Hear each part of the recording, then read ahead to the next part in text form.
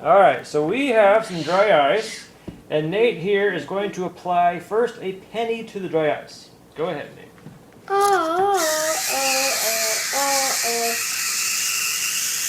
Now, what happens if you put the quarter to the dry ice? What is happening? Can you make the quarter stand up in that little slot there on the ice and see what happens to the quarter?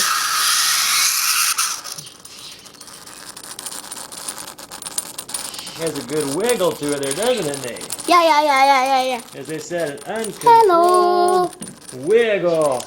Okay.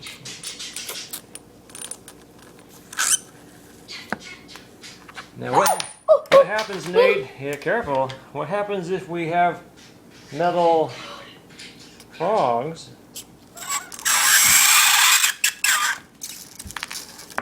That too has that good little squeal, doesn't it? Yeah.